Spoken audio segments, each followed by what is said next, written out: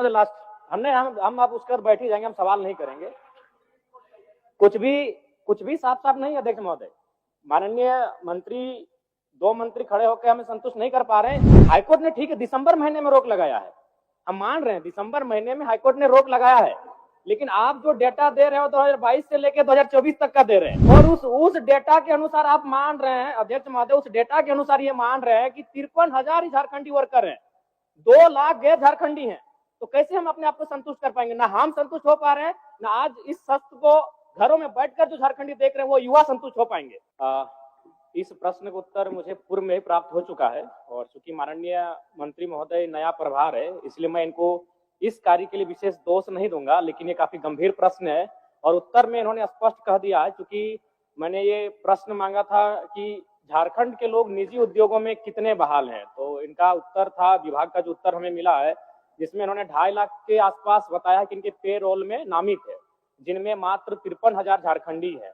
और उसके बाद अध्यक्ष महोदय, सरकार का उत्तर है कि माननीय उच्च न्यायालय ने इस पर रोक लगा दिया है। ठीक है, हम भी मानते हैं माननीय उच्च न्यायालय ने रोक लगाया है दिसंबर के महीने में, तो अगर दिसंबर से पूर्व, यानी आपके पास जो डेटा है जाहिर सी बात तो दिसंबर से पूर्व है, और अगर दिसंबर से पूर्व का डेटा है अध्यक्ष महोदय, तो इसका मतलब ये स्पष्ट है कि सरकार की लाख प्रयास के बावजूद भी इस नियम का अनुपालन नहीं किया गया है। निजी क्षेत्रों में 75% के आरक्षण को बिल्कुल अनदेखा किया गया है।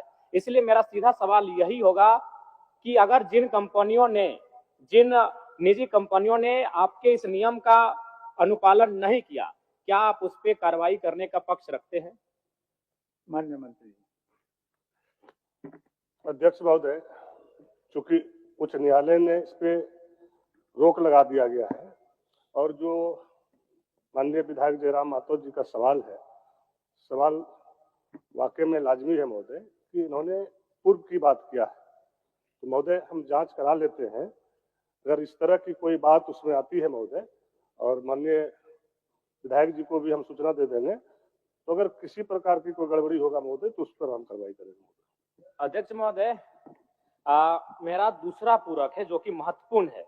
माननीय उच्च न्यायालय में चल रहे इस मामले में सरकार की तैयारी क्या है? कहीं ऐसा ना हो 2002 में भी स्थानीय नीति हम लेकर आए थे, उच्च न्यायालय में रोक लगी और सरकार ने से उसके ऊपर के सदन में चुनौती नहीं दिया, जिसका परिणाम आज 25 साल के बाद भी झारखंड का आम जनमानस भुगत रहा है।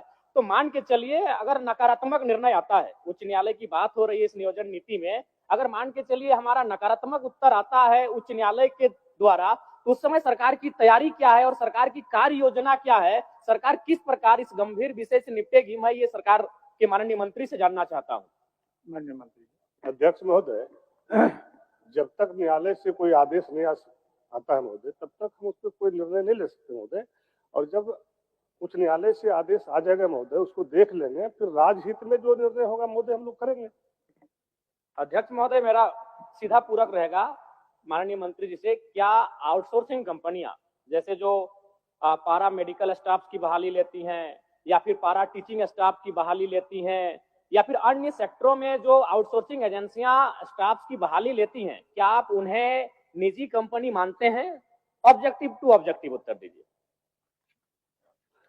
अध्यक्ष महोदय, हमने साफ शब्दों में कहा महोदय कि जब तक उच्च न्यायालय से कोई आदेश पारित नहीं हो जाता महोदय, हम कुछ भी बोलने से जो है इनकार करते हैं महोदय, क्योंकि ये मामला अभी न्यायालय में चल रहा है। जो बातें जयराम माथुर जी ने कह रहे हैं ये गंभीर सवाल है महोदय, लेकिन मामला तो उच्च न्यायालय में है। अब किस तरह का आदेश पारित होता है उसके बाद ही ना महोदय हम कोई बात बता सकते हैं। महोदय, इसमें उच्च न्यायालय का तो विषय नहीं होना चाहिए, हम बस इतना पूछे कि जो आउटसोर्सिंग एजेंसियां हैं, क्या वो निजी कंपनी के, आपका जो निजी कंपनी का प्रोटोकॉल है उसके दायरे में वो आउटसोर्सिंग एजेंसियां आती है कि नहीं है? इसमें बस मेरा यही सवाल है, एजेंसियां जो बहाली ले रही हैं वो निजी कंपनी है या नहीं है? एक मिनट। मंत्री जी के सहयोग के लिए कि वह जो नियम है अध्यक्ष महोदय, उसमें यह प्रावधानित है कि 3 वर्ष तक 75% एडजस्टमेंट करना है। यह कानून मात्र 1 साल तक चला, 3 वर्षों तक चलता तो शायद एडजस्टमेंट हो जाता 75%, जो माननीय सदस्य कह रहे हैं। और दूसरा, उस कानून में यह भी प्रावधान है अध्यक्ष महोदय कि कोई लोक उपक्रम, सरकारी लोक उपक्रम को अगर आउट आउटसोर्सिंग एजेंसी भी काम करेगी, वहां भी ये नियम लागू होगा जो माननीय सदस्य जानना चाह रहे, केवल मंत्री जी की सही। एक मिनट मंत्री जी, मंत्री एक मिनट, आप बोलिए। एक मिनट मंत्री बैठिए, एक के साथ जवाब दे दीजिएगा। बहुत ही महत्वपूर्ण प्रश्न है पूरे झारखंड के स्थानीय झारखंडी मूलवासी का अध्यक्ष महोदय। माननीय सदस्य जयराम भाई का यही है चिंता कि जो अभी एजेंसी मैन पावर जो रिक्रूट कर रही है सरकार के अधीन, क्या वो एजेंसी को आप निजी कंपनी मानते हैं, हाँ या ना? दूसरा, अगर आप मानते हैं तो उस पर ये 75% यहाँ के मूलवासी, यहाँ के आदिवासी, यहाँ के झारखंडी लोगों को 75% आरक्षण दे रहे हैं कि नहीं दे रहे हैं? नहीं दे रहे हैं तो देंगे कि नहीं देंगे? और तीसरा कि जो आपने ढोल बजाया कि 75% यहाँ के निजी क्षेत्रों में काम करने वाले को, झारखंडियों को नौकरी मिलेगा, हाईकोर्ट में आपने ऐसा पॉलिसी बनाया कि टर्न डाउन हो गया, तो आप ऐसा क्या पॉलिसी बनाएंगे जहां पर झारखंड के नौजवानों को रोजगार में प्राथमिकता 75% मिले? चलिए आप एक मिनट। माननीय मंत्री को थोड़ा सा सहयोग कर देना चाहते हैं। कारण यह है कि हम और माननीय सदस्य प्रदीप यादव जी समिति के सदस्य थे, जिस समिति ने अध्ययन के उपरांत इस निजी क्षेत्रों में 75% भागीदारी को सुनिश्चित कराया था। 2-3 विषय आए। एक विषय माननीय सदस्य नवीन जायसवाल जी का आया। हरियाणा में इन्हीं की सरकार, मनोहर लाल खट्टर जी की सरकार थी, वहां भी ऑनरेबल हाई कोर्ट ने स्टक डाउन किया इसी 75% आरक्षण के मुद्दे को। दूसरी बात जो चीजें हरियाणा हाई कोर्ट ने हरियाणा के लिए लागू की, ऑनरेबल हाई कोर्ट झारखंड ने झारखंड में लागू किया, प्रक्रियागत है, जो निर्णय आएंगे। दूसरी बात मैं स्पष्ट बड़ा कहना चाहता हूं कि कोई भी कानून रातों रात लागू नहीं हो सकता है। एजेंसीज जो यहाँ पर आउटसोर्सिंग का काम कर रही थी, उनको इसके रेगुलेशन के लिए, नियमितीकरण के लिए हम लोगों ने 3 वर्ष का एक विंडो दिया था कि जो बाहर के कर्मियों को आपने कार्यरत कर रखा है, उनको रिप्लेस करते हुए 40,000 रुपया से नीचे वेतन या भत्ता पाने वाले लोगों में आप झारखंडियों को नियुक्त करेंगे। तो सवाल यह है कि ऑनरेबल हाईकोर्ट के आदेश से पहले कंपनियां इसका अनुपालन कर रही थी और इसको हम लोग अपनी इन्फोर्समेंट एजेंसीज के माध्यम से अनुपालन करा रहे थे। माननीय उच्च न्यायालय का न्यायाधीश जब इन बातों को भी रोकता है, तो आउटसोर्सिंग कंपनी में भी इन चीजों को लागू कर पाना संभव नहीं है, क्योंकि यह न्यायाधीश का उल्लंघन होगा। और जहां तक रह गया सवाल आउटसोर्सिंग कंपनियों के निजी होने का और नहीं होने का, तो वास्तव में वो तो निजी कंपनियां हैं ही, लेकिन ये कानून उन पर इसलिए प्रभावी नहीं है कि न्यायाधीश ने हमारे हाथ बांध रखे हैं। मान्यवर। माननीय मंत्री जी, माननीय सदस्य, प्रश्नकर्ता का एक ही सवाल है आपसे। प्रश्नकर्ता चाह रहे हैं जो निजी कंपनी अपना अहर्ता को, निजी कंपनी होने का जो अहर्ता है उसको रखता है या नहीं, यही ना जयराम जी? ठीक, बोलिए। अध्यक्ष महोदय, आउटसोर्सिंग एजेंसी निजी कंपनी मानती है महोदय, और जो बातें 75% का है महोदय, साफ शब्दों में माननीय सदस्य सोनू जी ने, प्रदीप जी ने, नवीन जी ने क्लियर कर दिया महोदय। और इस चीजों को जैसे भी हाईकोर्ट का आदेश आता महोदय, अब क्या आदेश आता है उसके बावजूद हम लोग निर्णय लेंगे महोदय।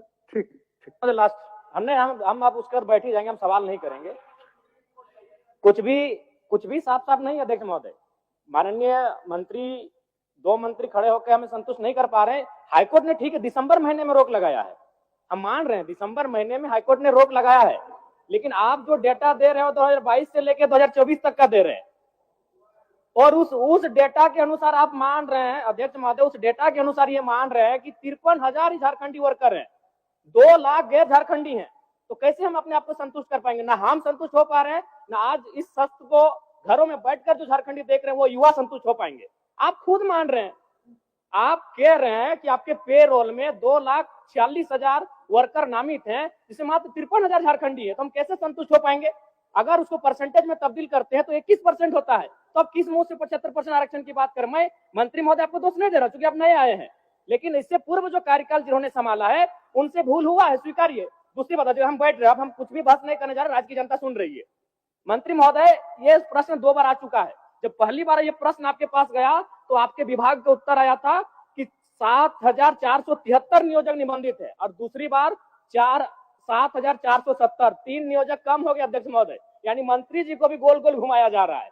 5 दिन पहले मेरा यही प्रश्न आया था, 7,473 नियोजक थे, और आज मेरा प्रश्न जब दोबारा आया है तो 7,470 नियोजक हो चुके हैं। मंत्री जी को खुद गोल गोल घुमाया जा रहा है। ये इस राज्य की दुर्दशा है। हम कुछ नहीं बोलेंगे मान्य अध्यक्ष मान्य महोदय। सदस्य